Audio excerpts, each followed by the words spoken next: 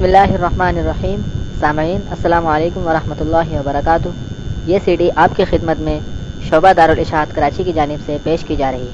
ملنے کا پتہ دارالاشاعت اردو بازار کراچی پاکستان. ای میل ishaat@dgcom.net.pk. ونعوذ بالله من شرور أنفسنا ومن سيئات أعمالنا. من يهده الله فلا مضل له ومن يضلل فلا هادي له. وأشهد أن لا إله إلا الله وحده لا شريك له. وأشهد أن سيدنا وسندنا ونبينا ومولانا محمدا عبده ورسوله صلى الله تعالى عليه وعلى آله وأصحابه وبارك وسلم تسليما كثيرا.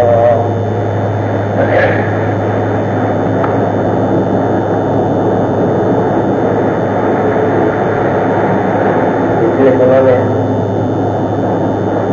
بغیر کسی پہلے سے اطلاع کے آپ حضرات کو تقریر کوئی میں حاضر نہیں ہو سکا. اس کے لیے معلوم تھا. ویسے تو اپنی طرف سے کوشش یہ ہوتی ہے کہ بغیر کسی ثابت اطلاع کے غیر حاضر کی نوبت نہ آئے، بلکہ اس سارے مجمع میں شاید میں بھی سب سے زیادہ پابند رہنے کی کوشش کرتا ہوں، اس واسطے میں اور کوئی اگر غیر حاضر ہو جائے تو اس سے اتنا نقصان نہیں ہوتا. میں اگر غیر حاضر ہو جاؤں تو خیال رہتا ہے کہ جو حضرات سے تشریف لاتے ہیں ان کو زحمت ہوگی. لیکن پچھلے زمانے اتفاق سے طبیعت خراب ہو گئی اور ہمت نہ ہوئی آنے سے. ایسے مواقع کے لیے آپ حضرات کو یہ بھی عرض کر دوں تاکہ اس تکلیف کی تھوڑی سی تلافی ہو جائے کہ حدیث میں ہے نبی کریم صلی اللہ علیہ وسلم نے ارشاد فرمایا کہ نیت المرء خیر من عمله. مسلمان کا کسی بات کی نیت کر لینا جو اس کام سے خود انجام دینے سے زیادہ بہتر ہو جاتا ہے. یعنی کام خود انجام دیتا تو اتنا ثواب نہ ہوتا جتنا نیت کر لینے سے ثواب ہوا. نیت کر لی، عزم کر لیا، ارادہ کر لیا اور اس کے مطابق قدم بھی بڑھا دیا، لیکن پھر من جانب اللہ کوئی ایسا واقعہ پیش آیا جس کی وجہ سے وہ کام نہ ہو سکا تو اللہ جل جلالہ اس نیت اور عزم اور ارادے اور کوشش کی بنا پر بعض اوقات اس عمل سے زیادہ ثواب دے دیتے. تو اس لیے کہ اگر عمل کرتا بعض اوقات یہ خیال ہوتا ہے کہ اگر عمل کرنے سے زیادہ ثواب کیسے نیت میں مل گیا، تو وہ اس لیے کہ اگر عمل کرتا تو خدا جانے کیا کیا اس میں کوتاہی ہوتی، دسائل نفس کے شامل ہو جاتے تو وہ عمل اس درجے میں مقبول شاید نہ ہوتا. لیکن نیت خالص کی شروع میں تو نیت کی بنا پر بسا اوقات ثواب اصل عمل سے زیادہ مل جاتا ہے. تو آپ حضرات ایک وقت یہ تشریف لاتے ہیں یہاں، ظاہر ہے کہ اس کا مقصد کوئی دنیا کا کوئی نفع حاصل کرنا نہیں. الحمدللہ سب کی نیت یہ ہوتی ہے کہ دین کی کوئی بات سنی جائے، دین کی کوئی بات سیکھی جائے.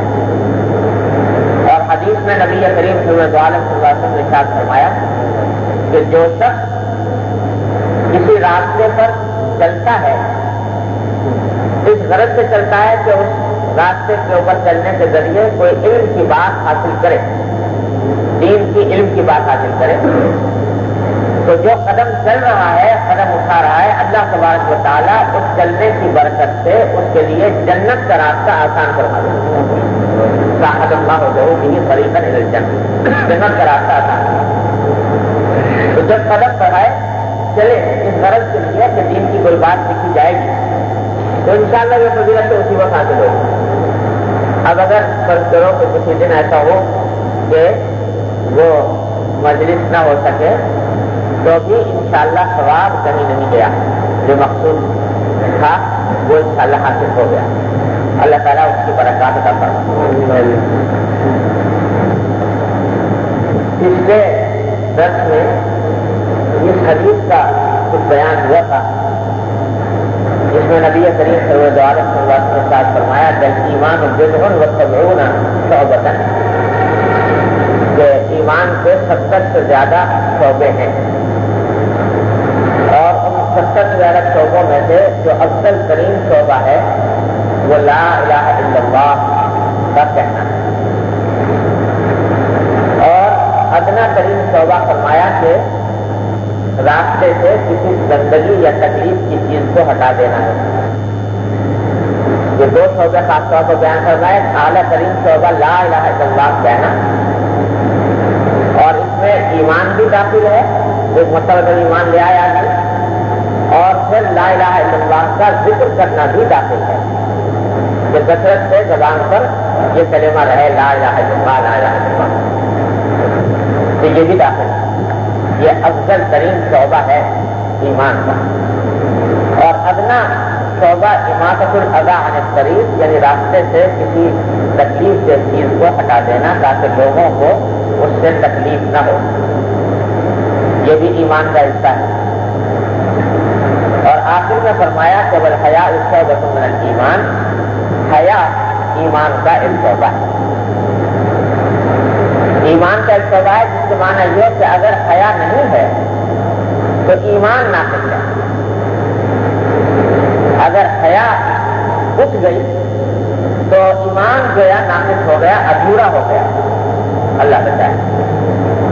اور اسی لیے فرمایا نبی کریم صلی اللہ علیہ وسلم کہ اذا فاتك الحیاء فافعل ما شئت، جب حیا اٹھ جائے تم سے تو جو چاہو کر، پھر کوئی روکنے والا تمہیں نہیں. حیا اللہ تبارک و تعالی نے انسان کے دل میں ایک پہرے دار بٹھا دیا. یہ پہرے دار ہے کہ غلط کام کرنے سے انسان کو روکتا ہے. اگر انسان کے اندر یہ پہرے دار موجود ہے، گناہوں سے، فحاشی سے، عریانی سے، بے حیائی سے، بے شرمی سے، ان کاموں سے روکنے کے لیے یہ پہرے دار اللہ تعالیٰ نے دکھایا ہوا ہے. اور کوئی بھی انسان ایسا نہیں ہے جس کی فطرت میں اللہ تعالیٰ نے یہ حیا نہ رکھی ہو. لیکن لوگ فطرت مست کر دیتے ہیں، برے ماحول کی وجہ سے، بری صحبت کی وجہ سے، بری تربیت کی وجہ سے یہ فطرت مست ہو جاتی ہے. ایک بچہ بھی جب پیدا ہوتا ہے تو اپنے بچپن کے اندر اس کے بچپن میں اس کی طبیعت میں حیا کا مادہ ہوتا ہے، شرم کا مادہ ہوتا ہے. آپ نے دیکھا ہوگا کہ بچہ بالکل نہ سمجھ ہے، عقل نہیں، لیکن جو باتیں فطری طور پر بری ہیں ان سے شرم کرے گا، ان سے شرم کا احساس اس کے اندر موجود ہوگا. یہ فطرت ہے انسان. چھوٹا بچہ، لیکن اس سے پیشاب پخانے کی بات کرو یا گندگی کی بات کرو یا عورت انسان کی عورت غریزہ کی بات کرو تو اس کے اندر ایک شرم کا احساس کی بخود پیدا ہو. اللہ تبارک و تعالیٰ نے یہ احساس اس کے قلب میں، اس کی فرشت میں داخل کروایا. یہ فطرت کا تقاضا ہے. لیکن جو ماحول بگڑتا ہے، صحبت بگڑتی ہے، تربیت خراب ہوتی ہے، تو اس حساب سے وہ حیا بھی ختم ہوتی چلی جاتی ہے یا کم ہوتی چلی جاتی ہے. حدیث میں نبی کریم صلی اللہ علیہ وسلم نے ارشاد فرمایا کہ کل مولود یولد علی الفطرہ، ہر بچہ جب پیدا ہوتا ہے تو فطرت پر پیدا ہوتا ہے. فطرت انسانی جس کے اوپر اللہ نے اس کو تکلیف کیا اس کے اوپر پیدا ہوتا ہے. چنانچہ اس کے صفات ہوتی ہیں فطرت کی صفات. علماء نے فرمایا کہ مثلا آپ دیکھیں کہ جب بچہ پیدا ہوگا تو ہمیشہ یا ابتدائی دور میں وہ ہمیشہ بالکل سویرے تر سے بیدار ہو، تر کے بیدار ہو، سوئے گا، رات کو سوئے گا اور دن کے وقت میں تڑکے کے وقت میں بیدار ہو جائے گا بالکل سویرے۔ پھر رفتہ رفتہ ماحول اگر خراب ہے تو ماحول خراب ہوتے ہوتے وہ تدبیر لگانے لگتا ہے۔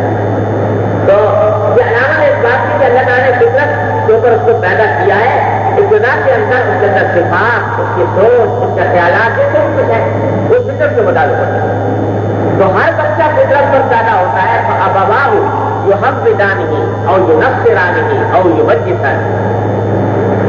تو پھر بعد میں اس کے ماں باپ جو ہیں وہ یا اس کو یہودی بنا دیتے ہیں یا نصرانی بنا دیتے ہیں یا مجوسی بنا دیتے ہیں۔ تو ماحول کے اثر سے، ماں باپ کے اثر سے، گھریلو ماحول کے اثر سے اس کے حالات بدلتے چلے جاتے ہیں اور بعض اوقات وہ ایمان سے بھی خارج ہو لگتے ہیں۔ تو اگر وہ فطرت کے اندر انسان سے حیا کا مادہ اللہ تبارک و تعالیٰ نے رکھا ہے، جس وقت شیطان نے حضرت آدم علیہ السلام کو بہکایا تو اس وقت میں حضرت آدم علیہ السلام کو بہکایا اور وہ درخت جس سے ممانعت کی گئی تھی کھانے کی کہا کہ کھا لو۔ حضرت آدم علیہ السلام نے سے لفظش ہوئی، کھا لیا۔ تو قرآن کریم فرماتا ہے کہ اس درخت سے کھانے کا لازمی نتیجہ یہ تھا کہ جنت کا جو لباس حضرت آدم اور حوا علیہ السلام کو پہنایا گیا تھا تو اس لباس وہ لباس اترنا شروع ہو گیا۔ اس درخت کو کھانے کی خاصیت یہ تھی تو لباس اترنا شروع ہو گیا۔ جب لباس اترا تو برہنگی کا سامنا پیش آیا۔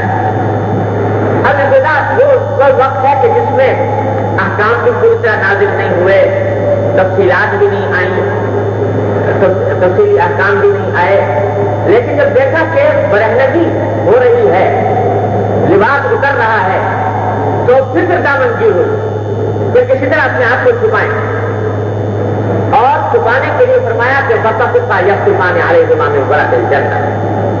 وہ لباس تو اتر گیا تھا اور پتے پتے جوڑ جوڑ کر، پتے سی کر، جوڑ جوڑ کر اور اپنے لباس، اپنے جسم کو چھپانا ڈھانکنا شروع کر دیا۔ تو معلوم ہوا کہ یہ بات انسان کی اول تکلیف سے اس کے شریر پہ رکھ دی گئی ہے کہ وہ اپنے جسم کو، اپنے جسم کے پوشیدہ حصوں کو چھپائے، اور یہ حیا اللہ تبارک و تعالیٰ نے اس کو جبلت میں داخل کر دی، فطرت میں داخل کر دی۔ اب جب جبلت خراب ہو جائے، فطرت خراب ہو جائے، اللہ بچائے، تو اس صورت میں انسان کے حیا کا جنازہ نکل گیا تو اس کو احساس ہی نہیں کیا ہوگا۔ تو اب باقاعدہ دنیا کے اندر وہ حالت ہو گئی جو برہنگی باقاعدہ ہنر بن گیا۔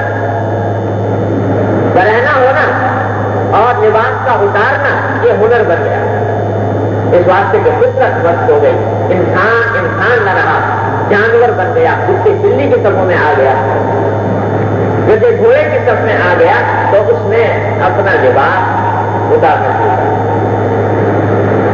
اللہ تبارک و تعالیٰ کو چونکہ مالک الملک ہیں، عالم الغیب ہیں، تمام آنے والے حالات کا علم ہے، اور جانتے ہیں کہ انسان اگر اس فطرت سلیمہ کو چھوڑ کر آگے بڑھے گا تو یہ کسی حد پر قائم نہیں رہ سکتا، یہ کہاں سے کہاں پہنچے۔ اس واسطے اسلام نے اتنے دروازے رکھے ہیں اس حیا کے تحفظ کے لیے،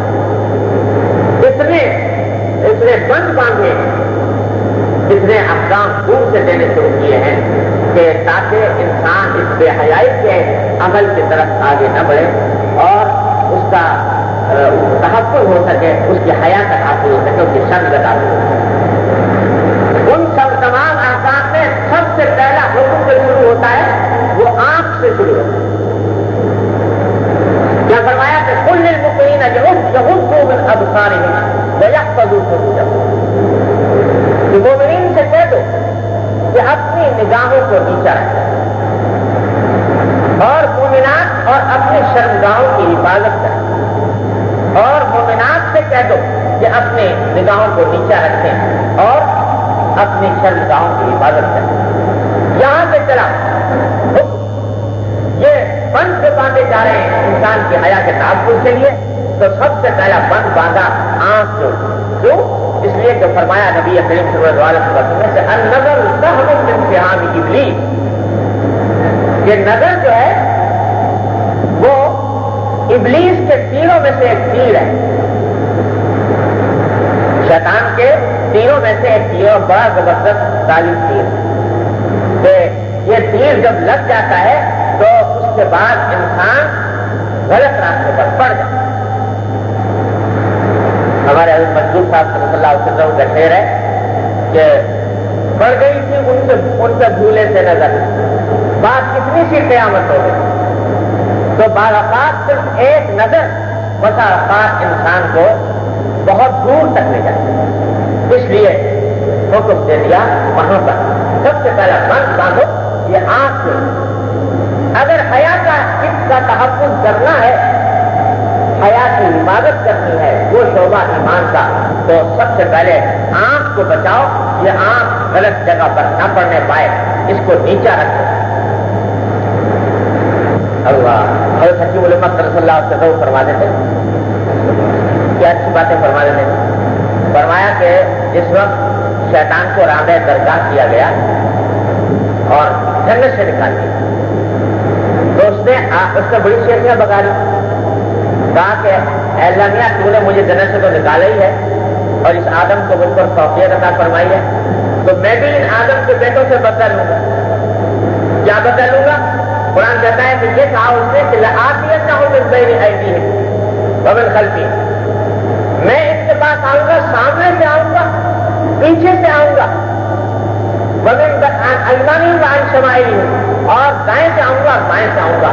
یعنی چاروں طرف سے ان کے اوپر حملے کروں گا, سامنے سے بھی, پیچھے سے بھی, دائیں سے بھی, بائیں سے بھی ان کے اوپر حملے کروں. بہت فرمانے تھے کہ چاروں سمتوں کا تو ذکر کر دیا, دائیں کا بھی, بائیں کا بھی, سامنے کا بھی, پیچھے کا بھی, لیکن دو سمتیں بھول گیا, ایک اوپر کی اور ایک نیچے کی. اوپر کا ذکر نہیں کیا کہ اوپر سے آؤں گا, اور ایک نیچے کا ذکر نہیں کیا کہ نیچے سے آؤں گا. دولت فرماتے کہ لہذا معلوم ہوا کہ شیطان کے حملے سے بچنے کا راستہ یہ ہے کہ یا تو اوپر سے تعلق قائم کر لو یا نیچے سے. تو اگر بازار میں چل رہے ہو اوپر کو چل کے دیکھ کے چلو گے تو ٹھوکر کھا کے گرو گے.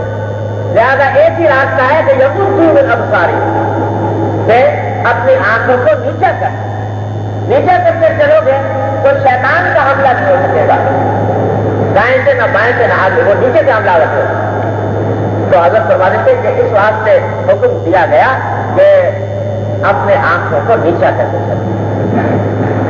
اور یہ بات مسلم معاشرے کی ایک عام خصوصیت کہ جو مسلمان معاشرہ ہے اس کے اندر مسلمان کی خصوصیات میں سے یہ ہے کہ وہ اس کی نگاہ نیچی رہتی ہے, چاروں طرف دیکھتا بات اس طرح نہیں چلتی, بلکہ آنکھ کو نیچا کر کے رکھ کے چلتا ہے.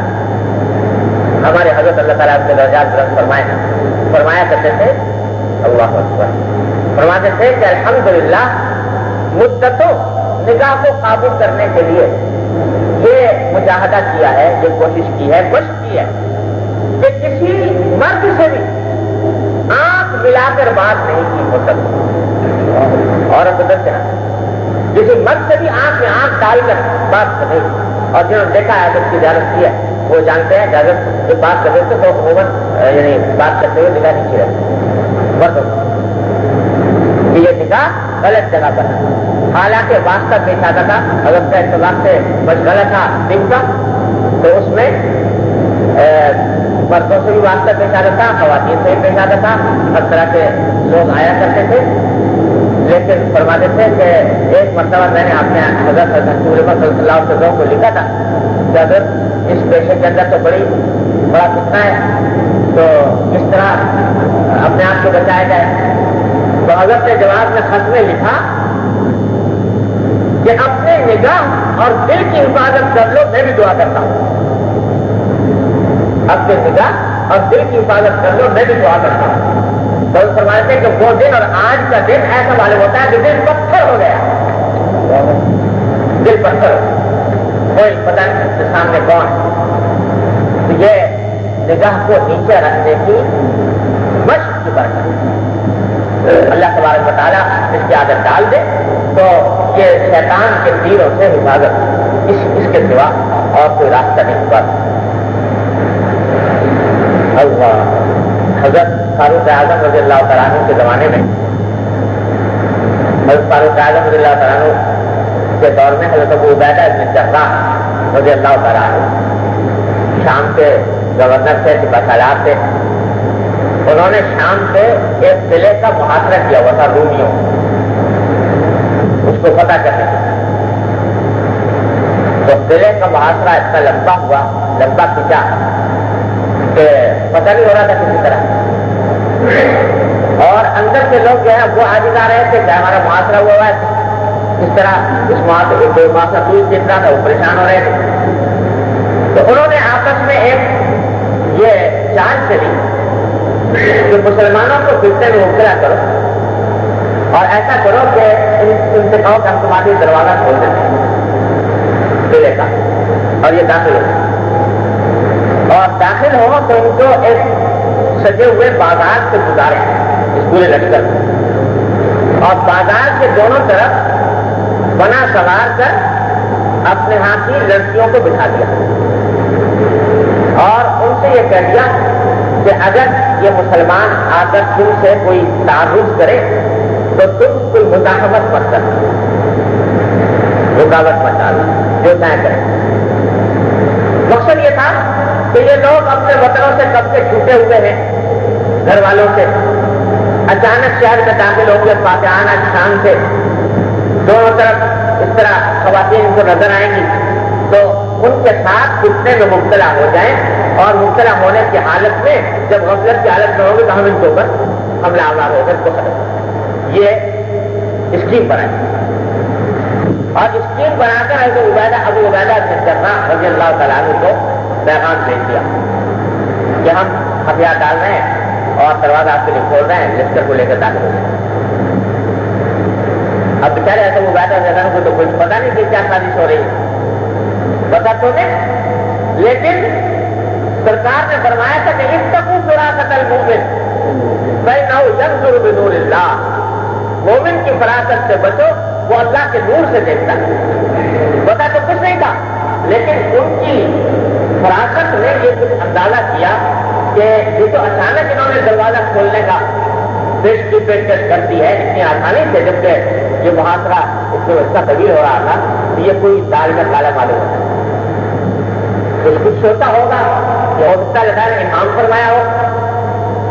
جب لشکر روانہ ہونے لگا دروازے میں داخل ہونے کے لیے تو ابو عبیدہ رضی اللہ تعالیٰ نے سب کو جمع کر کے فرمایا کہ بھائی تم داخل تو ہو رہے ہو اس شہر کے اندر، بس ایک قرآن کریم کی آیت سنتے جاؤ اور اس آیت پر عمل کرتے ہوئے داخل ہو، اور یہ آیت ہوتی کہ کل المؤمنین یغضوا من ابصارہم ویحفظوا فروجہم، کہ مومنوں سے کہہ دو جو اپنی نگاہیں نیچے رکھیں، اپنی شرمگاہوں کی حفاظت کریں، اور مومنات سے کہہ دو جو اپنی نگاہیں نیچے رکھیں۔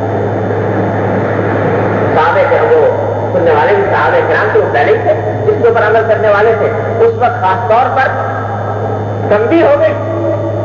تو تاریخ لکھنے والوں نے لکھا ہے کہ لشکر داخل ہوا اس طرح کہ کسی کو نے نظر اٹھا کر نہیں دیکھا کہ دائیں بائیں کون بیٹھا ہوا، دائیں بائیں کون سی دکانیں، پورا لشکر پورے بازار سے گزر گیا اور کسی کو احساس بھی نہ ہو سکا کہ دائیں اور بائیں کیا فتنے کے سامان اکٹھے کیے ہوئے۔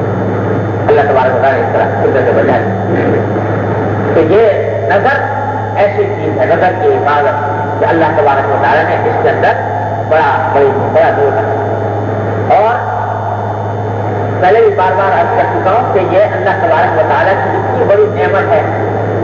ہاں ذرا سوچو تو صحیح، سب سے اللہ تبارک و تعالیٰ کی یہ مشین عطا ہوئی ہے انسان کو، اور کیا کچھ نعمت کے کام اس سے انجام دے رہا ہے انسان مفت میں، کوئی پیسہ خرچ نہیں، کوئی محنت و مشقت اس کو حاصل کرنے کے لیے نہیں کی گئی، نعمت اللہ تبارک و تعالیٰ کی گھر بیٹھے چھت پر پھاڑ کر دی گئی، اور ایسی نعمت ملی ہے کہ سارے عمر انسان اس سے پیدا ہوتا ہے، کیونکہ بغیر محنت کے مل گئی، بغیر مشقت کے مل گئی، بغیر پیسہ خرچ کے مل گئی، اس سے قدر نہیں۔ پوچھو اس شخص سے کہ جس کو جو اس نعمت سے محروم ہے، ساری دنیا کی دولت خرچ کر کے بھی اگر وہ بینائی واپس لا سکے اپنی تو اس سے تیار ہو جاتا ہے۔ آج خدا نہ کرے ہم میں سے کسی کی بینائی پر ذرا آج آ جائے، آنے لگے، معلوموں کو دکھائی کم دینے لگا، اللہ بچائے، تو کتنی مصیبت معلوم ہو، اور اس وقت میں اس بینائی کو بحال کرنے کے لیے کتنی دوڑ دوں اور کتنے روپے پیسے خرچ کرنے کے لیے انسان تیار ہو جاتا ہے۔ اتنی بڑی نعمت اللہ تبارک و تعالیٰ عطا فرمائے، لیکن اللہ تعالیٰ نے یہ نعمت بے مانگے وہ بے پیسے کے بے محنت کے عطا فرما دی، اور کوئی پابندی نہیں لگائی، بس یہ کہہ دیا کہ بھائی ذرا یہ سرکاری مشین ہے، اس کو دھیان سے استعمال کرو، غلط جگہ نہ پڑے، نہ محرم کے اوپر نہ پڑے، یہ غلط جگہ پر استعمال نہ ہو، بس اتنا دھیان رکھو، پھر یہ نعمت استعمال کرو، بڑھتے کم تک تمہاری اتنا بھی انسان نہ کر سکے کہ اس نعمت کو اللہ تبارک و تعالیٰ کی مرضی میں استعمال کرے۔ اور ساتھ میں یہ بھی فرما دیا حدیث میں کہ اگر نفسانی تقاضا ہو رہا ہو نگاہ کے غلط جگہ پر استعمال کرنے کا، اور انسان اللہ سے ڈر کر، اللہ تبارک و تعالیٰ سے خوف کھا کر اپنے اس نگاہ کو بچا لے، پھیر لے، تو اللہ تبارک و تعالیٰ اس پھیرنے کی برکت سے اس کو ایسی حلاوت عطا فرماتے ہیں، حلاوت ایمانی، جو اس بد نگاہی کی لذت سے کہیں زیادہ، اور بد نگاہی کی لذت اس کے آگے ہے۔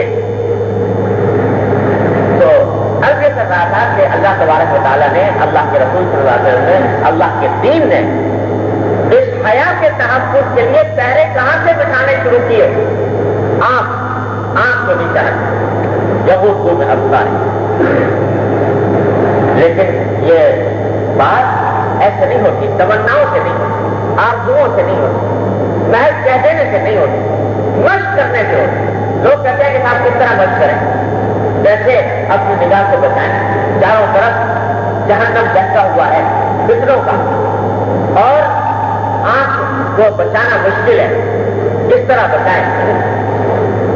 بھائی بچانے کا راستہ سوائے ہمت کے استعمال سے اور اللہ تبارک و تعالیٰ نے انسان کو ہمت وہ چیز دی ہے جو بڑے بڑے طوفانوں کو سر کر لیتا ہے، ہمت کی بدولت، میری ہمت ہے۔ اللہ تعالیٰ نے انسان کے عزم میں اس کی ہمت میں اس کی برکت کا ہے۔ یہ جو خیال ہوتا ہے جناب ہم سے بن نہیں پڑتا، بن اس لیے نہیں پڑتا کہ ہتھیار ڈال رکھے ہیں، ہتھیار ڈالے ہوئے، ایک مرتبہ ہمت کر لو، عزم کر لو کہ یہ نگاہ غلط جگہ پر نہیں پڑے گی، پھر دیکھو کہ اس عزم اور ہمت کے استعمال کے بعد کس طریقے سے اللہ تعالیٰ حفاظت فرمائے۔ تو کوئی وظیفہ نہیں ہے جو پڑھنے کو بتا دیا جائے کہ جو وظیفہ پڑھو تو اس سے نگاہ کی حفاظت ہو جائے گی، کوئی تعمیر نہیں ہے کہ ڈھول کے پی لیا جائے تو اس سے نگاہ کی حفاظت ہو جائے گی۔ راستہ ایک ہی ہے اور وہ ہے ہمت کا استعمال، عزم کر لینا اور ہمت کا استعمال کر کے دیکھو۔ شروع میں بڑی مشقت ہوگی، بڑی محنت معلوم ہوگی، نفس جو ہے بڑے برابر کرے گا، دھوکے دے گا، لیکن جب ایک مرتبہ کر لیا، 2 مرتبہ روک لیا، 3 مرتبہ روک لیا تو اللہ تبارک و تعالیٰ اس کی حلاوت عطا فرمائیں گے، انشاءاللہ رفتہ رفتہ عادت پڑتی چلی جائے گی۔ تو نگاہ کو نیچا رکھنا سب سے پہلا بند ہے جو شریعت نے باندھا ہے، حیا انسانی کے تحفظ سے۔ ایک طرف تو دوسری طرف بند باندھا خواتین کے پردے کا حکم، یہ عورت کے لیے پردے کا حکم، اور یہ فرما دیا کہ عورت جو ہے، حدیث میں فرمایا نبی کریم صلی اللہ علیہ وسلم نے کہ المرأة عورت اذا خرجت استشرف الشیطان، فرما دیا کہ عورت چھپانے کی، عربی زبان میں عورت، ہمارے یہاں جو عورت کو عورت کہتے ہیں، یہ اصل میں عربی زبان سے لفظ ہے عورت۔ عربی میں عورت کے لیے عورت کا لفظ استعمال نہیں ہوتا، لیکن عربی میں عورت کا معنی ہوتا ہے چھپانے کی، وہ چیز جس کو چھپائے۔ تو المرأۃ عورت، یہ حدیث میں فرمایا، مرأۃ کے معنی ہوتے ہیں عورت، فرمایا عورت عورت ہے یعنی چھپانے کی چیز ہے۔ اردو میں جن لوگوں نے نام عورت کا عورت رکھا بڑی حکمت سے رکھا، عربی میں تو عورت کہتے نہیں تھے، لیکن بڑے کوئی حکیم لوگ تھے جنہوں نے عورت کا نام عورت رکھ دیا کہ عورت کے معنی ہے چھپانے کی چیز۔ اس کے مفہوم میں یہ بات داخل ہے کہ یہ چیز علانیہ کھلم کھلا لوگوں کے سامنے آنے والی چیز نہیں ہے، یہ چھپانے کی چیز۔ اور اردو میں اتفاق سے سارے نام ایسے رکھے ہیں، عورت کا کو یا تو عورت کہتے ہیں، عورت کے معنی چھپانے، یا مستورات کہتے ہیں، عورتوں کے لیے مستورات کا لفظ استعمال ہوتا ہے۔ مستورات کے معنی بھی وہ چیزیں جن کو چھپایا جائے، چھپانے والی چیزیں، اس کو مستورات کہتے ہیں۔ تو اللہ تبارک و تعالیٰ نے اس عورت کی فطرت میں یہ بات داخل کی ہے کہ اس کی فطرت میں حیا ڈالی اور اس کو بنایا ہے چھپانے کے لیے۔ یہ چھپانے والی چیز ہے، کھلم کھلا یہ رونق سے محفل بننے والی چیز نہیں، یہ چھپانے والی، یہ ایک گوہر ہے جو چھپا ہوا ہو تو اسی میں اس کا حسن ہے، اسی میں اس کا کمال ہے، اسی میں اس کا جمال ہے، اسی کے اندر اس کا خیر۔ تو فرمایا کہ عورت چھپانے کی چیز ہے، اذا خرجت استشرفت شیطان، جب یہ نکلتی ہے گھر سے تو شیطان اس کے پیچھے لگ جاتا ہے۔ شیطان اس کی لفظ یہ ہے حدیث سے کہ شیطان اس کی تانک میں لگ جاتا ہے، تانک میں لگ جاتا ہے۔ تو فرما دیا کہ عورت کو بلا ضرورت گھر سے نکلنا ہی نہیں چاہیے۔ قرآن کریم کا حکم ہے ازواج مطہرات سے خطاب کرتے ہوئے کہ وقرن فی بیوتکن،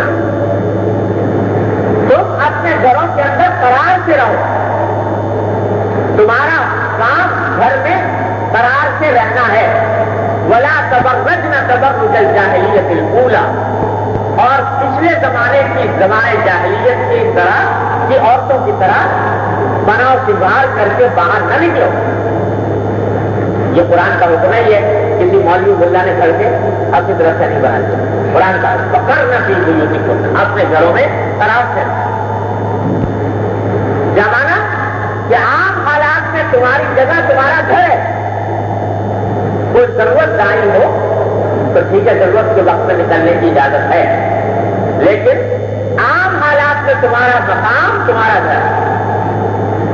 آج کی اس نئی تہذیب نے، الٹی تہذیب نے یہ الٹی گنگا بہائی ہے کہ جس چیز کو قرآن میں اور حدیث میں عورت کی عزت، عورت کے وقار کا ذریعہ بنایا تھا کہ وہ گھر میں قرار سے رہے، اس کو تانا بنا دیا کہ بھائی دیکھو یہ مولوی ملا لوگ جو ہیں یہ تو عورتوں کو چار دیواری میں محفوظ کرنا چاہتے ہیں کہ چار دیواری میں مقید کر دیں، چار دیواری سے باہر ہے۔ اور نعرہ لگایا گیا،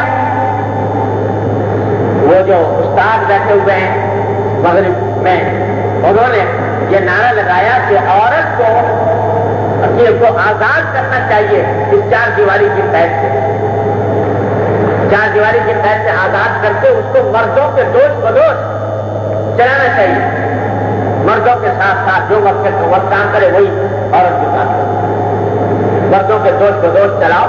عورت کو یہ نعرہ لگایا اور اس نعرہ لگا کر کروڑوں عورتوں کو سڑکوں پر گھسیٹ دیا۔ جا کر دیکھ لو ان مغربی ممالک کے اندر، میں تو دیکھ آیا ہوں بار بار کہ دنیا کا ذلیل سے ذلیل ترین کام عورت کے سپرد ہے۔ سڑک پر جھاڑو دے گی تو عورت دے گی، دکان پر سودا بیچے گی تو عورت بیچے گی، دکانوں ہوٹلوں کے اندر لوگوں کی خدمت کرے گی تو عورت کرے گی. یہ عجیب فلسفہ سمجھایا کہ اگر عورت اپنے گھر میں رہ کر اپنے شوہر کی اپنے بچوں کے لیے کھانا پکائے, کھانا لا کر ان کو کھلائے, تو یہ تو ہے دقیانوسیت, یہ ہے رجعت پسندی, یہ ہے پرانا معاشرہ, پرانی تہذیب. اور وہی عورت جہاز میں ایئر ہوسٹس بن کر ہزاروں افراد کی گندی نگاہوں کا نشانہ بن کر ان کو کھانا کھلائے, تو یہ عین تہذیب ہے, یہ نئی تہذیب کا شاہکار ہے. یہ بڑی اعلیٰ درجے کا کمال کی بات ہے, اعلیٰ درجے کی بات. وہی عورت ہوٹل کے اندر ویٹریس بن کر اور وہ مردوں کو کھانا کھلائے اور نہ جانے کیسی کیسی گندی نگاہوں والے اس کے اوپر نگاہیں ڈالے, تو یہ اس کے لیے عزت ہے اور کمال کی بات ہے. یہ فلسفہ, یہ جھوٹ اتنی شدت سے پھیلایا گیا کہ دنیا اس کو سچ سمجھے. یہ تو باقاعدہ فلسفہ ہے نا. ایک مشہور سیاست کے کا ماہر گزرا ہے جرمنی کے اندر, گوبلز کہلاتا ہے. تو اس کا مقولہ ہے, وہ باقاعدہ فلسفے کے طور پر مقولہ ہے کہ جھوٹ کو اتنی شدت سے پھیلاؤ کہ دنیا اسے سچ سمجھنے لگے. یہی فلسفہ آج دنیا جیسا کرنے کی. تو یہ پروپیگنڈا کیا گیا کہ دیکھو کیا یہ تو مسلمانوں نے عورتوں کو چار دیواری کے اندر قید کر دیا ہے, یہ بیچاری ساری عمریں جو ہیں وہ اپنے کھانا پکانے میں اور بچوں کو کھلانے میں گزار دیتی ہیں, تو یہ ان کو مقید بنا رکھا ہے. اور خود عورت کو جس طرح گھسیٹا کہ سارے تیسرے درجے کے کام اس سے تک ہو. سیکرٹری بن رہی ہے تو عورت بن رہی ہے, ٹائپسٹ بن رہی ہے تو عورت بن رہی ہے, آپریٹر بن رہی ہے تو عورت بن رہی ہے, دکانوں کا سودا بیچ رہی ہے تو عورت بیچ رہی ہے. اس کو سودا بیچنے کے لیے ایک ذریعہ بنا دیا. کوئی تجارت عورت کی ترتیب سے خالی نہیں. یہ عورت کی مسکراہٹیں بیچی جا رہی ہے, اس لیے بیچی جا رہی ہے کہ ہمارا سودا اس کو دکان پر کھڑا کیا جا رہا ہے, اس لیے کیا جا رہا ہے تاکہ اس کے ذریعے ہم اپنا کاروبار چمکائیں. تو یہ کاروبار چمکانے کا ایک ذریعہ ہے. ایک مغربی مصنف نے کا ایک مضمون میں نے کسی وقت پڑھا تھا, وہ اللہ تعالیٰ بہرحال جتنی عقلیں مست ہو جائیں کوئی صحیح عقل رکھنے والے میں پیدا ہو ہی جاتا ہے. تو اس نے لکھی تھی ایک بات بڑی پتے کی کہی کہ پہلے زمانے میں یورپ کے اندر یہ ہوتا تھا, جو پہلے فطری نظام کار ہے جو نبی کریم صلی اللہ علیہ وسلم نے حضرت علی اور فاطمہ کے تجدید فرما دیا. حضرت علی سے فرمایا کہ گھر سے باہر کے کام تمہارے ذمہ ہیں, اور فاطمہ سے فرمایا کہ گھر کے کام تمہارے ذمہ. یہ فطری تقسیم کار کہ گھر سے باہر کا کام مرد کرے اور گھر کے کام عورت کرے, یہ نبی کریم صلی اللہ علیہ وسلم نے تقسیم فرما دیے تھے علی اور فاطمہ رضی اللہ عنہ. تو یہ فطرت کے مطابق تھا, اور ساری دنیا میں وہ یورپ ہو یا ایشیا ہو یا افریقہ ہو یا افریقہ ہو, سب جگہ پر یہ اسی کے مطابق عمل ہوتا تھا. لیکن اس نے لکھا کہ بعد میں جب یہ صنعت انقلاب آیا, مشینیں لگنی شروع ہوئی, کارخانے لگنے شروع ہوئے, تجارتیں پھیلنی شروع ہوئی, تو یہ بیچارہ یورپ کا جو آدمی مرد تھا, اس کو اپنی تجارت کے لیے سفر بھی کرنا پڑتا تھا, گھر سے باہر بھی نکلنا پڑتا تھا, ہفتوں مہینوں گھر سے باہر رہنا پڑتا تھا. تو اس میں دو مشکلیں پیدا ہو گئی. ایک مشکل تو یہ پیدا ہو گئی کہ اب مہنگائی آ گئی, تو اپنا وجود سنبھالنا, اپنے معاش کا انتظام کرنا, اپنے روٹی کا انتظام کرنا, یہی مشکل تھا کہ جائے کہ ایک عورت کا بوجھ سر پر لادا جائے کہ اس کی بھی روٹی کا انتظام کرے. ایک تو مشکل یہ, اور دوسری مشکل یہ کہ جب تک گھر میں ہے تو عورت سے لطف اندوز ہو سکتا ہے, گھر سے باہر نکل کر وہ جو ہوس ہے, ہوسناک طبیعت ہے, اس ہوسناک طبیعت کی تسکین کا کوئی راستہ گھر سے باہر ہے نہیں. تو عورت آتے نظر نہیں آتی سوائے گھر سے. تو اس نے دونوں مشکلوں کا حل یہ نکالا کہ عورت سے کہا کہ تم کہاں گھر میں بیٹھی ہے, اور گھر کے کوئی مقید ہے گھر کی چار دیواری میں, تو بھی باہر نکل اور مردوں کے دوست بدوش کام کر, تو بھی کھا کما جس طرح کے مرد کھاتے کماتے ہیں. تو اس بیچاری کی سمجھ میں آ گئی یہ بات کہ واقعی یہ میری ہمدردی میں یہ بات کہی جا رہی ہے کہ میں گھر میں مقید ہوں, مجھے باہر آزادی دی جا رہی ہے. چنانچہ وہ جب گھر سے باہر نکلی تو دونوں مسئلے حل ہو گئے. ایک نے یہ کہہ دیا کہ بھائی اب تجھے گھر میں رہنے کی ضرورت نہیں, تیری روٹی کی, تیرے نسلے کی, تیرے کھانے پینے کی ذمہ داری ہمارے اوپر نہیں ہے, خود ہی تم بھی سروس کرو اور کماؤ اور کھاؤ, ہم تمہارا ذمہ داری لینے کو تیار ہیں. اور دوسری مشکل اس طرح حل ہو گئی کہ جب عورت باہر نکلی تو ہر جگہ عورت موجود, دفتر میں موجود, بازار میں موجود, ریلوے اسٹیشن پر موجود, جہاز میں موجود, ہر جگہ موجود. تو اپنی جو ہمسناک طبیعت ہے اس کی تسکین کا راستہ ہر جگہ موجود. تو اس یورپ کے مرد نے عورت کو بیوقوف بنانے کا یہ راستہ نکالا جس کے ذریعے اس کا نام ہے تحریک آزادی جسم, عورت کی, عورتوں کی آزادی کے تحت. یہ میں نے اپنے گھر سے کہا, یہ کسی انگریزی کا ایک مضمون میں نے آج سے کوئی 20-25 سال پہلے پڑھا تھا. اس نے یہ بات لکھی کہ یہ یورپ کی مرد کی شرارت ہے جس کا نام تحریک آزادی جسم رکھا گیا. تو کوئی کہنے والا بیچارہ صحیح بات بھی کہہ سکتا ہے ان لوگوں کو. غلط یہ کہ یہ دھوکہ دیا گیا کہ دوست کو دوست کرا, دوست کو دوست کرا, گھر سے نکالو, گھر کی چار دیواری سے نکالو. اس گھر کی چار دیواری سے نکال کر اس کو انسانیت کی جاوید سے نکال دیا, اس کو انسانیت سے سب سے نکال دیا, کہاں سے کہاں پہنچے. اور یہ نہیں کہ گھر سے باہر نکل کر گھر کے کام دھندوں سے آزاد ہو گئے. جا کے دیکھ لو یورپ کا افریقہ میں کہ کوئی عورت پہلے ڈیوٹی دیتی ہے دفتر میں اور سروس کرتی ہے اور گھر میں آ کر کے کھانا بھی پکاتی ہے.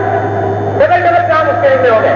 اب پہلے صرف کھانا پکانا تھا, اب وہ یہ کام بھی اس کے دن میں ہے. گھر کی صفائی بھی کرتی ہے, گھر کے برتن بھی مانجتی ہے, کپڑے بھی دھوتی ہے اور کھانا بھی پکاتی ہے. ڈبل کھانا, اور خوش ہے کہ میں آزاد ہوں. مجھے اس بندنے سے آزادی مل گئی, گھر سے بندنے.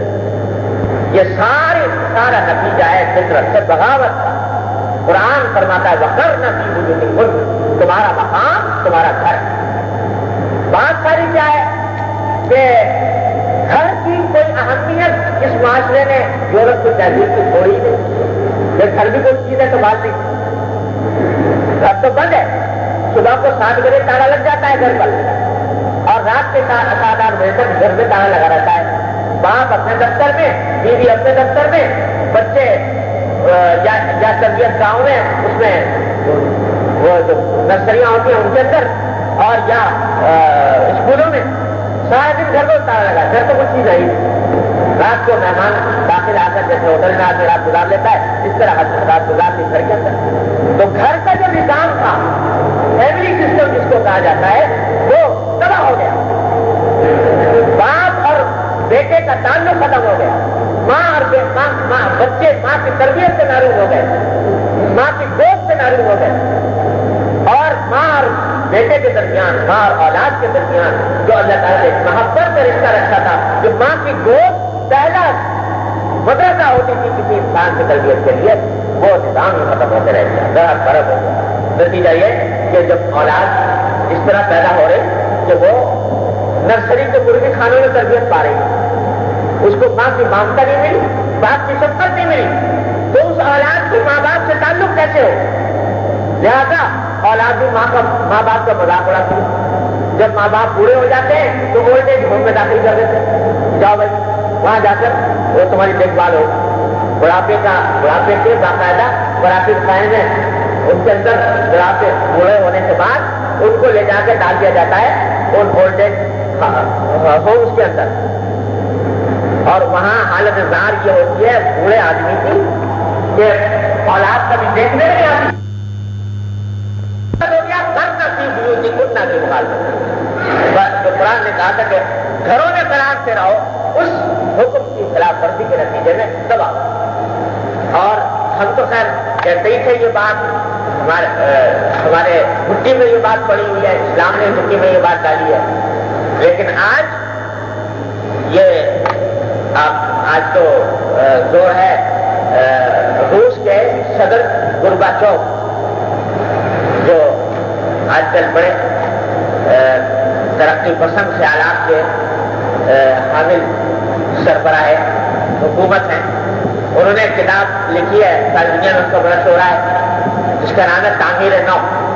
اس کے اپنے ملک کی تعمیر نو کے منصوبے پر کتاب لکھی ہے، اور اس کی اصطلاح خود ہی وضع کی ہے، اس کو کہتے ہیں، یعنی تعمیر نو.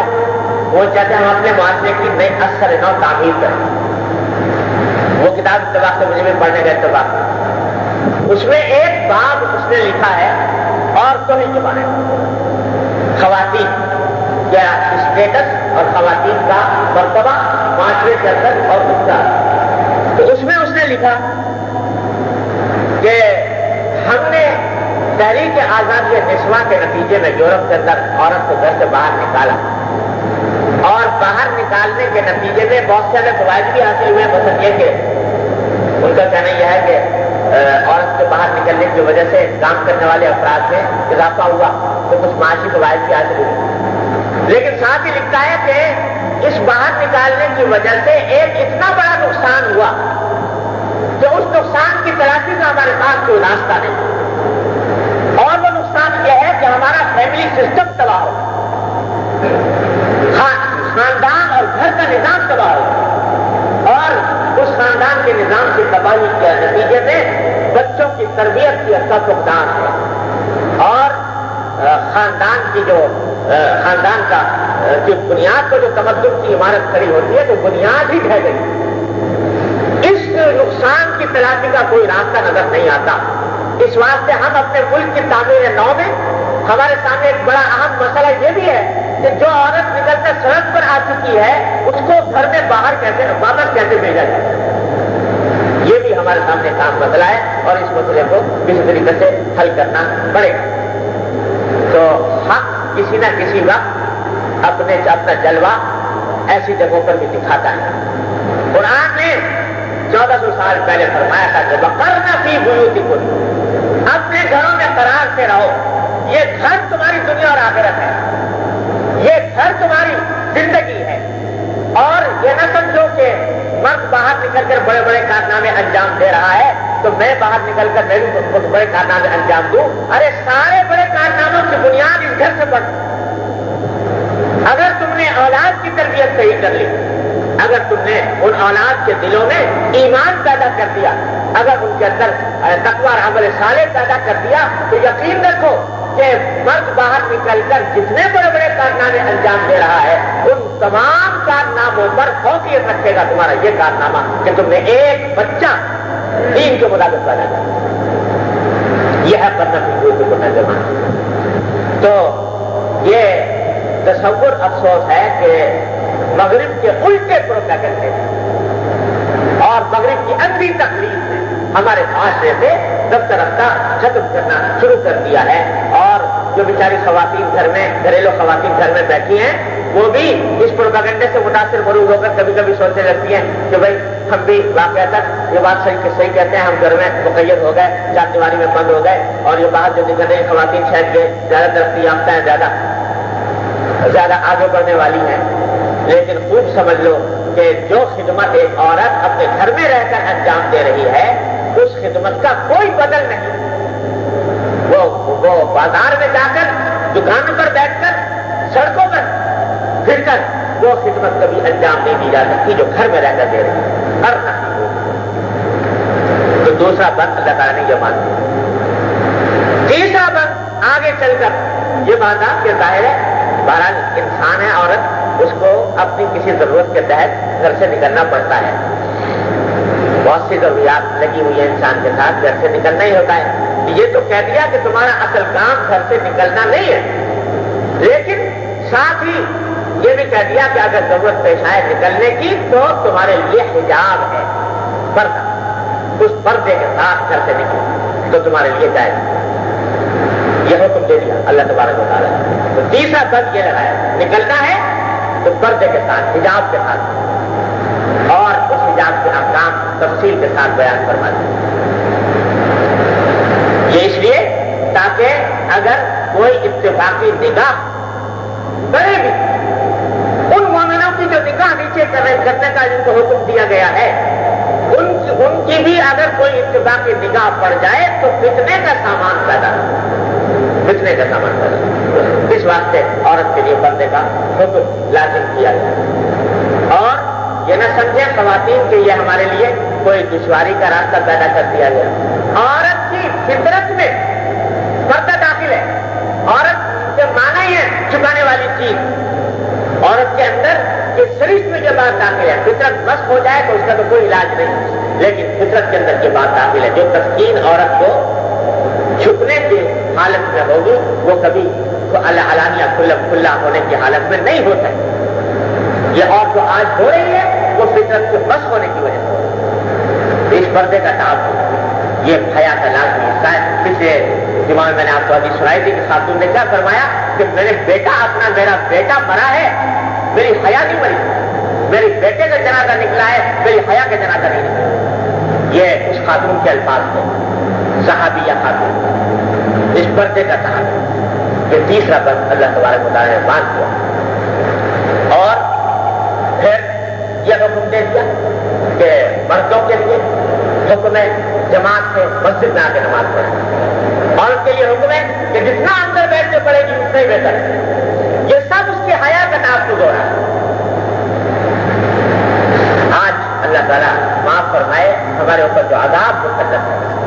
یہ جو لوگ ہر وقت دن رات تذکرے ہم لوگ کرتے رہتے ہیں نا بیٹھے ہوئے کہ فلاں جگہ بدم نہیں ہو گئی, فلاں جگہ بے چینی ہے, فلاں جگہ ڈاکے پڑ رہے ہیں, جان محفوظ نہیں, مال محفوظ نہیں, آبرو محفوظ نہیں. گھر سے نکلنے کے بعد آدمی کو یہ پتہ نہیں کہ واپس پہنچ سکے گا گھر پر کہ نہیں پہنچ سکے گا.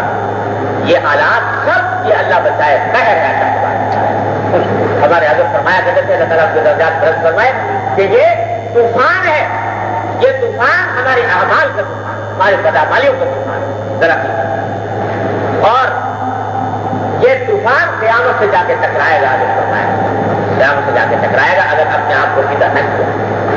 یہ سرکار دو عالم صلی اللہ علیہ وسلم کی نگاہیں ایسا معلوم ہوتا ہے کہ آج کے حالات کو دیکھ کر فرما رہی تھی. ایسی باتیں فرما کے سرکار فرمایا کہ ایسی عورتیں ہوں گی قیامت کے قریب کہ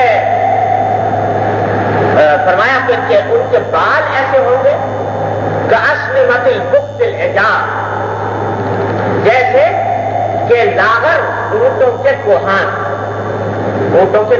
کی طرح بال بنائے. یہ اونٹوں کے کوہان کی طرح بال بنانا یہ نبی کریم صلی اللہ علیہ وسلم کے زمانے میں تصور نہیں آ رہا تھا. کیسے اونٹوں کے کوہان کی طرح بال کیسے ہوتے ہیں. اور اس واسطے علماء بھی پریشان رہے اس کی تشریح میں کہ اونٹوں کے کوہان جیسے بال کیسے ہوں گے, تصور ہی نہیں آتا, تشریح کرنا مشکل تھا. آج جا کر دیکھ لو تو معلوم ہوتا ہے کہ آج کے بالوں کے کو دیکھ کر سرکار دو عالم صاحب نے تشریح دی کہ اونٹوں کے کوہان کی طرح بال بنانے والی ہو.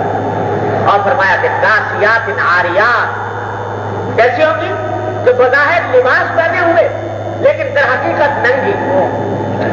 کاسیات عاریات لباس تو ہے لیکن ایسے لباس ہیں کہ جو جن سے جسم کا کہ سطر کا مقصد حاصل نہیں.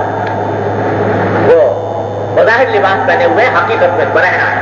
کاسیات عاریات دیکھ لو آنکھوں سے کہ لباس ہے بظاہر اتنا پتلا ہے, اتنا باریک ہے, اتنا چست ہے کہ اس کی وجہ سے جسم کے تمام نشے و فراز سامنے ہیں, حیا ہو جاتے ہیں. یہ ہو رہا ہے, یہ سب حیا کے فوت ہو جانے کا نتیجہ. تصور نہیں آ سکتا تھا پہلے کسی عورت سے کہ وہ ایسا لباس پہنے, اس واسطے کے دل میں حیا. صرف یہی بات نہیں کہ دینی حکم ہے, اس کی طبیعت ایسی تھی کہ وہ ایسا لباس پہننے سے پرہیز کرتی تھی. لباس پہنا ہوا ہے, گلا کھلا ہے, سینہ کھلا ہے, بازو کھلے ہیں, یہ ایسا لباس. یہ کیا لباس ہوا؟ وہ لباس در حقیقت جو صدر کی پوشیدگی کے لیے تھا, جو عورت کو اس کی اصل فطرت کی طرف لوٹانے کے لیے تھا, اب وہ بجائے اس کے کہ صدر کرے اور زیادہ نمایاں کرنے کے لیے. یہ نبی کریم صلی اللہ علیہ وسلم نے آنکھوں سے دیکھ کر پیشی کوئی فرما دی تھی کہ ایسی عورتیں پیدا ہوں گی کاسیات عاریات. اور ہو رہی تو شادی بیاہوں کی تقریبات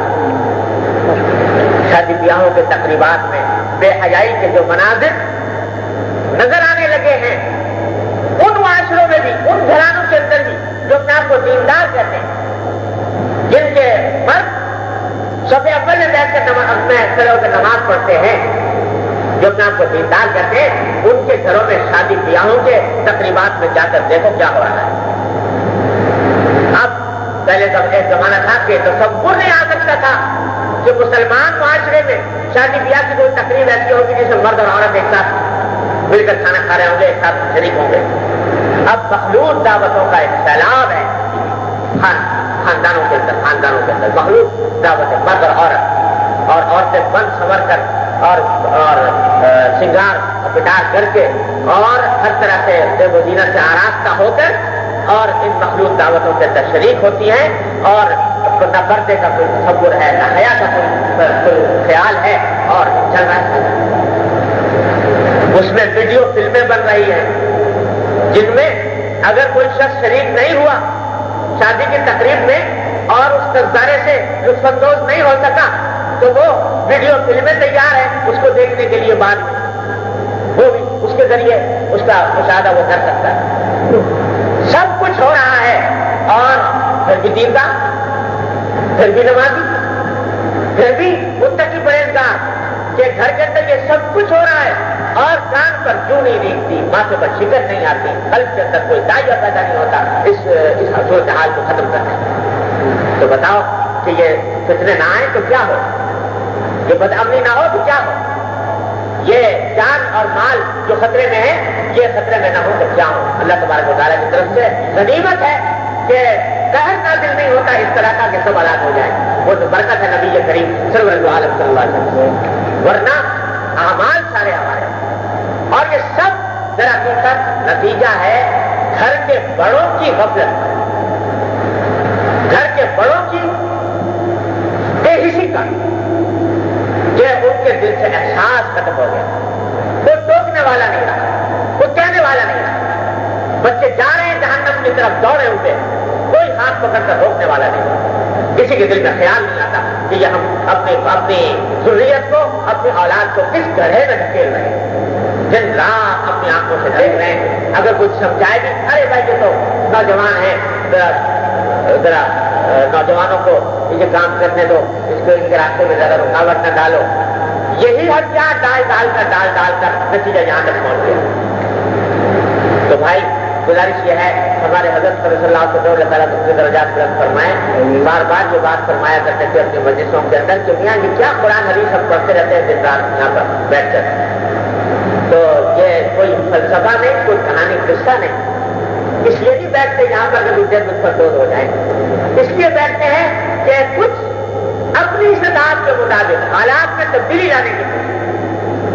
اب بھی سمجھ لو کہ اب بھی وقت نہیں گیا، اب بھی اگر گھر کے سربراہ، گھر کے ذمہ دار کو اس بات کا تہیہ کر لیں کہ یہ چند کام نہیں ہونے دیں گے، ہمارے گھر میں مخلوط اجتماع نہیں ہوگا مرد و عورت کا، ہمارے گھر کے اندر عورتوں کی بے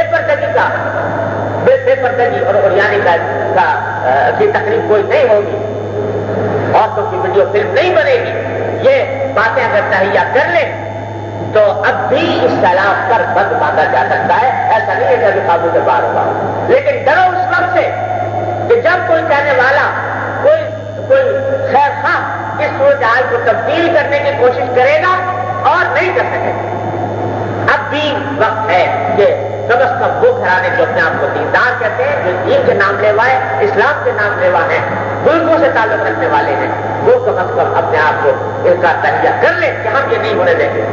اور ہمارے بزرگوں نے بائیکاٹ وغیرہ کے طریقے نہیں سکھائے، لیکن یاد رکھو کہ ایک مرحلہ ایسا آتا ہے جہاں انسان کو یہ فیصلہ کرنا پڑتا ہے کہ یا تو یہ بات مانی جائے کہ ہماری، ورنہ ہماری شرکت نہیں ہوگی۔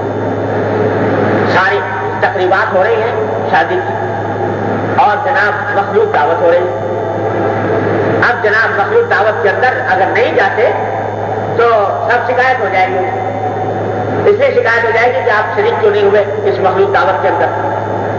ارے بھائی ان کی شکایت کی تو تم کو پرواہ ہے، لیکن انہوں نے تمہاری کیا پرواہ کی کہ اگر تمہاری اور تم پردہ نشین خاتون ہو، پردے میں بیٹھنے والی ہو، اور وہ تم کو بلانا چاہتے ہیں تو وہ تمہارے لیے پردے کی تقریب کا انتظام انہوں نے کیوں نہیں؟ اگر انہیں تمہارا اتنا خیال نہیں کیا تو پھر تمہارے اوپر بھی ان کا خیال کرنا کوئی واجب نہیں ہے. کہہ دو کہ ہم ایسی تقریب میں تشریف نہیں ہو. جب تک کچھ خواتین یہ ڈٹ کر یہ فیصلہ نہیں کریں گی، یہ نہیں کہیں گی، یقین رکھو یہ سیلاب نہیں بدلے. کب تک ہتھیار ڈالتے جاؤ گے؟ کب تک اپنے آگے صبح ڈالتے جاؤ گے؟ کہاں پہنچے گئے یہ سیلاب؟ فیصلہ کر لو، نہیں ہوگے. اللہ ہمارے بزرگ مانا محمد عزیز صاحب کاندوی قدس اللہ سے اللہ تعالیٰ کے درجات بلند فرمایا کہ بزرگ تھے تو اللہ تعالیٰ نے جنت کے بزرگ اس دور کا پیدا فرمایا. تو گھر میں انہوں نے اپنے جو بیٹھک ہے جس میں بیٹھتے ہیں تو وہاں فرشی نشست تھی. تو اب گھر کی خواتین ہیں، ان کے دل میں کچھ جذبہ پیدا ہوتا ہے، خیال پیدا ہوتا ہے. انہوں نے کہا کہ مولانا کچھ اب زمانہ بدل گیا، کوئی فرشی نشست ہٹا دیں، کچھ سوفے ہوتے یہاں پر لگا دیں. تو حضرت نے فرمایا کہ مجھے تو کچھ سوچا تھا نہ شوق نہ اس میں مجھے آرام ملے، میں تو فرش پہ بیٹھ کے مجھے آرام ملتا ہے، میں تو اسی طرح کام کروں گا. تو نے کہا حضرت آپ اپنے کرتے ہیں لیکن کچھ دنیا والوں کو بھی خیال کر لیا کرو. یہ لوگ آتے ہیں دنیا والے اور تو ان کا بھی کچھ خیال کر لیا کرو. تو ان کے واسطے سے صبح ان کے خیال سے ڈال. تو کیا جواب دیا حضرت نے؟ فرمایا کہ بیوی دنیا والوں کا میں خیال کر لوں، یہ بتاؤ دنیا والوں نے میرا کیا خیال کیا؟ دنیا والوں نے میرا کیا خیال کیا؟ میری وجہ سے کوئی اپنے طرز زندگی میں کوئی کسی کام میں کوئی فرق لائے ہو کہ بھائی اس کا خیال کر کے کوئی فرق لے آئے، تو انہوں نے اگر میرا خیال نہیں کیا تو میں دنیا والوں کو کیوں خیال کروں؟ تو بھائی جو تمہیں تمہارے پردے کا جس کے دل میں احترام نہیں، جس کے دل میں تمہارے پردے کی وقار اور عظمت نہیں، اس کے وہ اگر تمہارا خیال نہیں کرتا تو تم ان کا کیوں خیال کرو؟ تم تو اس کے پاس جاؤ. حالانکہ اگر بے پردہ عورت اگر الگ عورتوں کے انتظام میں بیٹھ جائے تو اس کا کیا کرا دیں؟ جو عورت بے پردہ ہے وہ عورتوں ہی کے اجتماع میں بیٹھے رہے، مردوں کے سامنے نہ آئے تو اس کے اوپر کوئی خرابی نہیں. اور بے پردہ عورت، وہ پردہ دار عورت چلی جائے مردوں کے سامنے تو اس کے اوپر تو قیامت گزر جائے.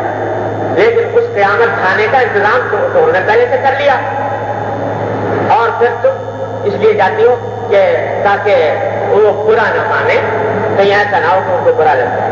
ارے کبھی تم بھی تو برا مانا کرو کہ ہم برا مانتے ہیں اس بات کے اوپر گھر میں ایسی دعوت میں کیوں بلایا جاتا ہے، ہمارے لیے ایسی دعوتیں کیوں کی جاتی؟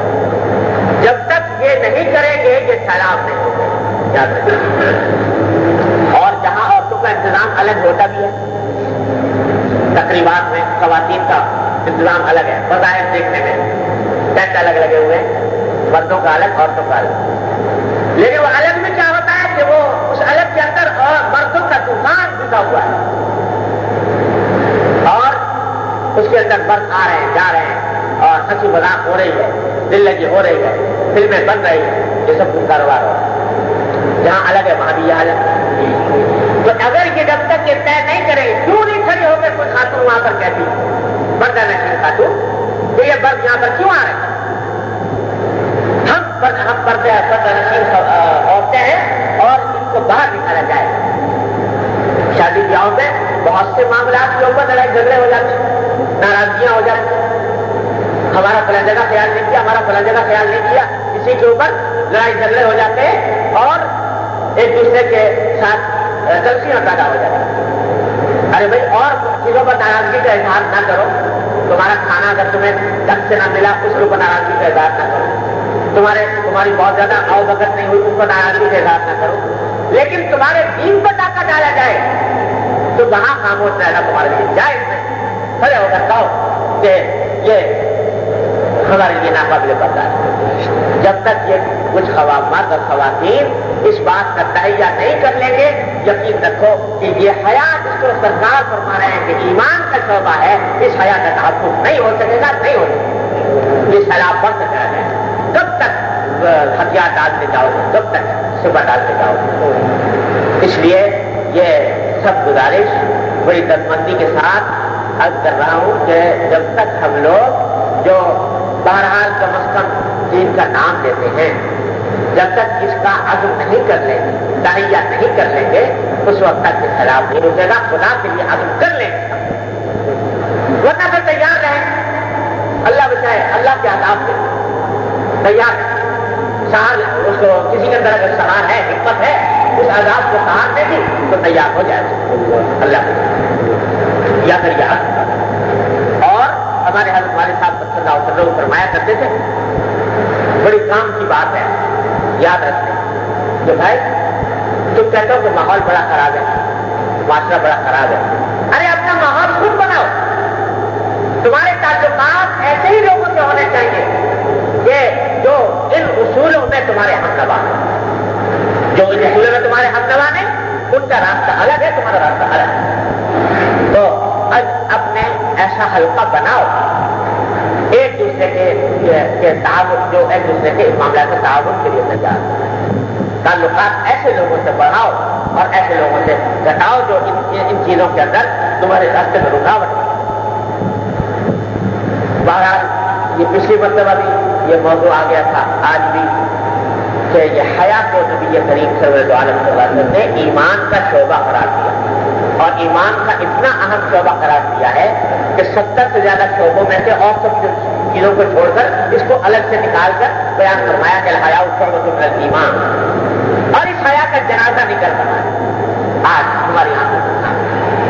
اس کو خدا کے لیے روکنے کی ضرورت ہے. اللہ تبارک و تعالیٰ کی رحمت سے ہمارے دلوں میں ہچ پیدا کرنا.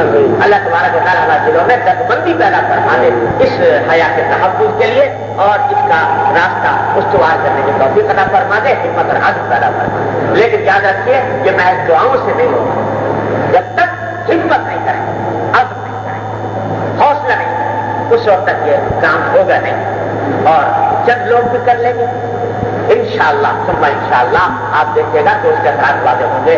اور واضح نہ بھی ہو تو کم از کم یہ اثر تو کہیں نہیں گیا کہ نبی کریم سرور دو عالم صلی اللہ علیہ وسلم نے فرمایا تھا کہ من احیا سنتا امیدا بعدی فلہ اجر 100 شہید.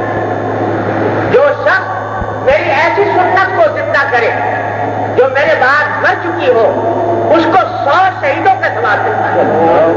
100 شہیدوں کا ثواب، ایک سنت کو زندہ کرنا. ایک خاتون ہے مجھ سے چند دن پہلے ٹیلی فون پر پوچھ رہی تھی کہ یہ شہیدوں کے بڑے فضائل ہیں، تو وہ شہید شہادت کا درجہ کیسے حاصل کیا جاتا ہے، عورتوں کے لیے خاص طور پر شہادت کا درجہ کیسے حاصل کیا جاتا ہے. تو ایک شہید کا نہیں، 100 شہیدوں کا درجہ بتا رہے ہیں سرکار دو عالم صلی اللہ علیہ وسلم. ایک ایسی سنت جو میرے بعد مر چکی ہو اس کو زندہ کر دو، اس کو زندہ کر دو تو 100 شہیدوں کا ثواب ہے. تو یہ اگر یہ سنت مر رہی ہے، حیا کی سنت، اور تم نے اس کو زندہ کر دیا، کم از کم ایک آدمی درست ہو گیا، ایک گھر درست ہو گیا، تو 100 شہیدوں کا ثواب تو کہیں نہیں گیا انشاءاللہ تعالی. اس کا عزم کر کے کریں. بھائی جو بار بار عرض کرتا تھا ہوں، یہ مجلس ہماری یہ کوئی واز تقریر کی رسمی مجلس نہیں ہے. یہ ہم بیٹھتے ہیں آپس میں مذاکرہ کرنے کے لیے، تکرار کرنے کے لیے، ایک دوسرے کو تذکیر کرنے کے لیے، تاکہ ایک دوسرے کے پاس بیٹھ کر دین کی کوئی بات کریں تو دل میں کوئی جذبہ پیدا ہو جائے. اللہ تعالیٰ تعالیٰ فرما دے اس کام کے لیے. لہٰذا اس کو رسمی تقریر سن کر اور یاد کر کے اس کا کچھ فائدہ ہے. فائدہ اس وقت ہے کہ جب یہ بات کی جا رہی ہے تو دل میں عزم اس کا تازہ کیا ہے. اللہ تعالیٰ کی رحمت سے اس کے توفیق عطا فرمائے. تو یہ آج طرف طبیعت میں تھکاوٹ بھی ہو گئی، تو اسی پر اتفاق کرتے ہیں انشاءاللہ. اور بات ایسی ہے کہ ہمارے حضرت ڈاکٹر صاحب صلی اللہ علیہ وسلم خاص طور سے اپنے آخری زمانے میں شاید کوئی مجلس اس بیان سے خالی نہیں ہوتی، کوئی مجلس اس سے خالی نہیں ہوتی. اس واسطے کہ آنکھیں جن کو اللہ تعالیٰ نے آنکھیں دی ہیں دیکھنے کے لیے، تو وہ دیکھ رہے تھے کہ یہ معاشرہ تباہی کی طرف جا رہا ہے، اور جس کے دل میں درد ہوتا ہے وہ ایک مرتبہ کہہ کر خاموش نہیں ہوتا، ایک مرتبہ کہہ کر فارغ نہیں ہوتا کہ بس ایک مرتبہ کہہ دیا بات ختم ہو گئی. وہ کہتا ہی رہتا ہے، جب تک اس کے دم میں دم ہے کہتا ہی رہتا ہے. اور ہمارے حضرت بھی جب تک دم میں دم تھا یہ کہتے ہی چلے گئے کہ خدا کے لیے ان فتنوں کو روکو، اپنے گھروں کو کی اصلاح کرو، حیا پیدا کرو، نبی کریم صلی اللہ علیہ وسلم کی سنت کے مطابق اپنی زندگی کو بنانے کی کوشش کرو. حیا، شرم، پردہ، حجاب اور جتنے اسلامی معاشرے کی خصوصیات ہیں ان کو زندہ کرنے کی کوشش کرو. ارے یہ تو لوگوں کا کہنا سننا ہے، لوگ مذاق اڑاتے ہیں، استہزاء کرتے ہیں، برا بلا کہتے ہیں، یہ سب برا بلا کہنا ہوا میں اڑ جائے گا، ہوا میں اڑ جائے گا. جس دن آنکھیں بند ہوں گی تو اس دن پتہ لگے گا کہ کون صحیح کہتا تھا، کون سی صحیح جگہ پر صحیح بات کی طرف دعوت دے رہا تھا. قرآن کریم کہتا ہے کہ اس دن جن کا مذاق اڑایا جاتا تھا جن مومنوں کا، وہ آخرت میں کفار سے کہیں گے کہ آج ہم تمہارے اوپر ہنس رہے، آج ہم تمہارا مذاق اڑاتے ہیں، تم ہمارا مذاق اڑایا کرتے دنیا کے، تو اڑا لو مذاق. یہ تو زیور ہے، داعی حق کا زیور جو پیغمبروں کے راستے پر چلتا ہے اس کا مذاق اڑایا جاتا ہے، اس کو برا بلا کہا جاتا ہے. یہ پیغمبروں کا زیور ہے، ان کے گلے کا کی زینت ہے، اور پیغمبر اس کی پرواہ اگر کرتے تو اس دنیا سے تکلیف کبھی نہ کرتی. تو یہ معاشرے کے تان و تشریح سے، معاشرے کے برا بلا کہنے سے گھبرا کر اس دین کا راستہ چھوڑنے کی چیز نہیں، اس کا مقابلہ کرنا ہے، اس سے لڑنا ہے. اپنے حد تک جتنی دمدانہ جتنی طاقت ہے اس سے لڑنے کی کوشش کریں. اللہ تعالیٰ اپنی رحمت سے مجھے بھی آپ کو برابر کرنے کا کوئی طرح فرمائے. اللہ کو صلی اللہ علیہ وسلم. ربنا ظلمنا انفسنا وان لم تغفر لنا وترحمنا لنكونن من الخاسرين. ربنا ظلمنا انفسنا وان لم تغفر لنا وترحمنا. بسم اللہ الرحمن الرحیم. سامعین السلام علیکم ورحمۃ اللہ وبرکاتہ. یہ سی ڈی آپ کی خدمت میں شعبہ دارالاشاعت کراچی کی جانب سے پیش کی جا رہی ہے. ملنے کا پتہ دارالاشاعت اردو بازار کراچی پاکستان. ای میل اشاعت@dgcom.net.pk.